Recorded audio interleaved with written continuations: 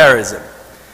Becomes the Israelization of our own domestic structure, because many of our own institutions are learning from Israel of how to deal, quote unquote, with terrorism, because Israel supposedly provides us with the best example of how to provide security. That's why if you go to your towns and cities, many of your police officers and chief of police actually go to Israel to get some training, if they're not getting the training from the Islamophobes like Emerson, Daniel Pipes, and the rest, who are actually going and giving lectures on how to provide security in the United States. And when they speak of security, it's a Muslim and Arab face that they deal with. So it's important for us to understand that campaign. So as we speak that Israel won the election, the Republicans have shifted more to the right. The result will be also the Democrats will shift to the right politically. And because at the end of the day, all politics is as a result of wanting to be re-elected again, and Palestine is a long issue past there, so they're not going to stick their necks out for Palestine. They're going to stick their necks out for their own survivals politically in their own seats. Which gives the question for us, what do we need to do? Now, some in the Muslim community think that the way to do it is just, let's see if we could get along. Let's just have a dialogue and a discussion. Let's invite the pro-Zionists. Let's sit with the ADL. Let's sit with the American Jewish Committee. Let's see if we could get somebody from the back door of AIPAC. And maybe all of a sudden they'll love us because we're Muslims. They eat kosher, we eat halal. You know, they have their holidays, we have our, and therefore it will be nice for us to do that. So the method is that we, through the dialogue, they'll see that we're nice people. This actually is the dumbest decision on our part, because that means that we don't understand politics at all. This is actually dumb and dumber in terms of strategic decision. They don't engage with you because they love you or not. I don't care whether people love me or not. It's not an issue. If you have love, go to your wife or husband or your family. That's where you need to seek love. In politics, there is no such thing as love. Countries, institutions, individuals have no friends. They have interests. Until you define your interest, you are unable to engage with others in order to secure your interest. Our interest has to be defined. If you go to the Zionist network in the United States, they are not going to give you your interest. They're not going to, because they're looking at you as one of their strategic enemy in the United States. You as Muslims are their strategic enemy because they look at it the following, and this is the quote from Daniel Pipes. I fear from the Jewish point of view the enfranchisement of the Muslims and their assertiveness. What is enfranchisement? It's a difficult word, meaning that you're actually beginning to take your political rights seriously. And assertiveness, that means you're beginning to speak, because they'd like you to be mute, blind, and sitting at home and just saying, Allahu Akbar, I pray, that's it, it's good. So if you say it's haram to engage politically, say, MashaAllah, we love you. Right? If you say that, this is basically, we love you because you're not engaged. This is Daniel Pipes speaking, not me. The other part is M.J. Rosenberg. He said, from their perspective, the increasing hatred of Muslims in this country makes it possible to have reflexive hatred of Muslims abroad, which makes it possible for militarism and killing of the Muslims without thinking that you're actually killing people or humans. So they're the ones that are looking at it from that perspective. And to sit down and to say we're going to have a dialogue because they're the gatekeepers, the gatekeeper, you only empower him through that process. So you need to define what's your interests in this country. And in defining those interests, you have to define it according to who you are, what strength and power that you have, and you project on your future capabilities. So let me say, I will tell you that at this point, our interest is to present a unified Muslim presence and identity in this country that celebrates Islam as a full functioning religious faith with its own political aspiration, its own vision, its own contribution to the society. We have the God-given right to express our point of view in this country, no matter what the consequences. And in this country, you are known because your descent, not because you're an Uncle Tom. Don't accept an Uncle Tom as a principle of engagement. Read the history of this country.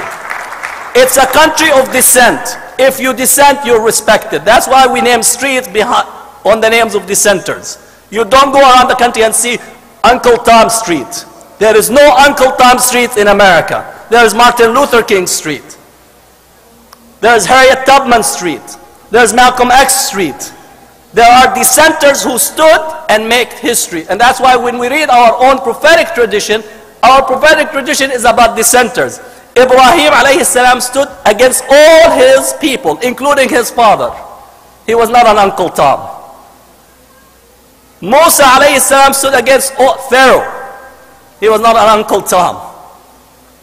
Muhammad sallallahu alayhi wasallam against all of Quraysh, he was alone by himself. He was not an Uncle Tom. Don't accept your religion to be defined according to Uncle Tom, thinking that being nice is the same as getting your rights. Being nice does not cut it. You have to be sharp and you have to engage and you need to define your interest and pursue your interest. Second, between now and the 2000 election, you have to get as many people registered to vote as you can. This is a strategic goal and decision that each group and each individual and each organization, including AMP, we will encourage everyone to register to vote. Go back to your mosque, go back to your institution, and as you hold the hadith that you give to people out, the hands out, have a voter registration in your right hand to give people to register to vote. Now I know that halal and haram. Think of yourself as Yusuf alayhi salam that was in the Pharaoh court. He said, make me responsible for its treasuries. And what is the difference between Yusuf alayhi salam as a prophet and Pharaoh? Whatever contribution to good that you could do, you have a responsibility to do it. And therefore, if you don't understand what Daniel Pipes said, and you begin to be just on the side, not engaged, then you have to face the consequences. And the consequences is that أُكِلْتُ يَوْمَ أُكِلَ الثَّوْرُ الْأَبْيَضِ. You will be eaten if you don't take yourself seriously. You will be eaten if you don't take yourself seriously. Take yourself seriously and engage and be very sharp in what voting means, participation means. Participation does not mean consent. And this is where people actually delusionally, they think that because I'm voting, I'm consenting to the unjust policies of the United States. What we're doing is to participate to correct the unjust policies. We participate to correct the injustice that is taking place. Third, in terms of what we need to engage, I want you to engage with AMP, American Muslims for Palestine. You have to be part of an overall strategy when you want to engage in the Palestine issue. You can't have just 6 million Muslims, each one having their own opinion of what to do. You can have your own opinion, but you have to be part of an overall strategy. You have to know what is the campaigns that we're engaging in. You have to know that there is a national and international campaign that's called BDS, Boycott, Divestment and Sanction. You need to understand what are the steps for mobilization. You have to know what are the talking points, how to get trained in those issues. Our opposition invests heavily to try to silence the debate. For you to engage the debate, you have to be equipped with all the tools that are needed for you to engage in the debate. And for this, AMP will actually provide the resources and provide the know-how and will help you as you organize on the community level and on the college level. We need to take ourselves seriously in doing this. Now, I will divert a little bit and I want to direct you to just our recent publication that we got. This is one of the most important articles that you need to read. It's the Great Islamophobic Crusade. Right? It's available on our table out in the back. When you go out, you have to take a copy of this and you need to read it. If not, don't read it once, read it twice. If you don't read it twice, read it 3 times. If you don't read it, then you have really done yourself and the Muslim community disservice.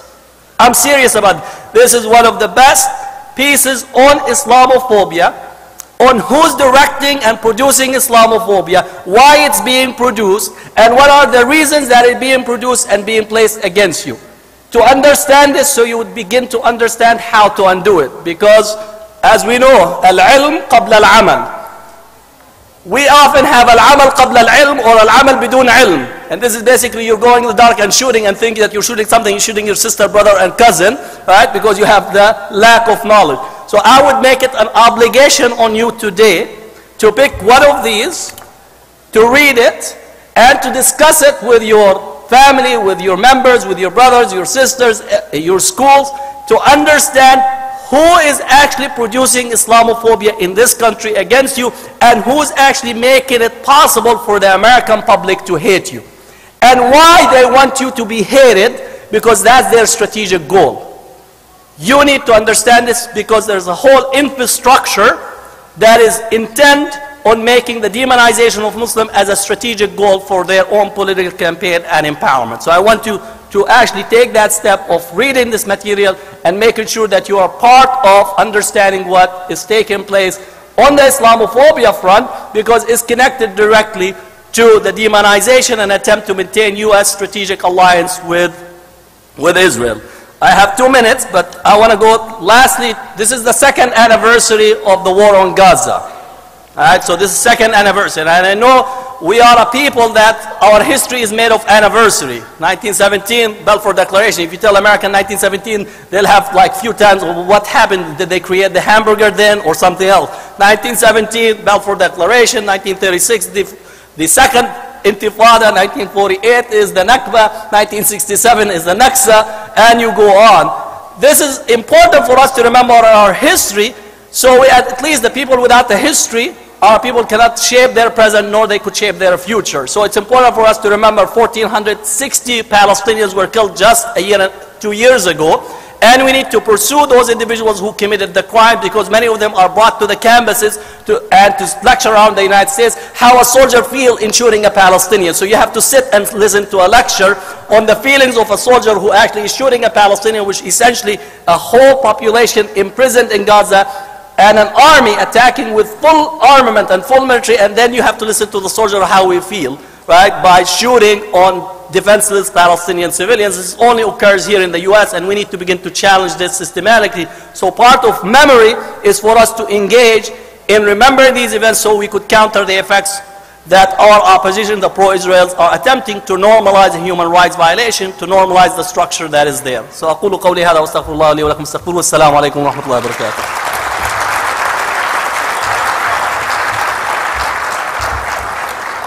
Thank you very much, Dr. Hatem. That was really instructive. I have a couple of things.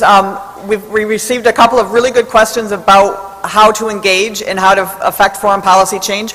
I'm going to ask you all please to bring your questions to our 3:45 session on activism in the U.S. We've run out of time here, but the session at 3:45 with Dr. Hatem, Othman Atta, and Nihat Awad will be handling those types of things, and they'll be able to answer those questions. Secondly, you can quickly go out and sign up for AMP's email list. You'll get things in your email to participate in action alerts and that type of thing.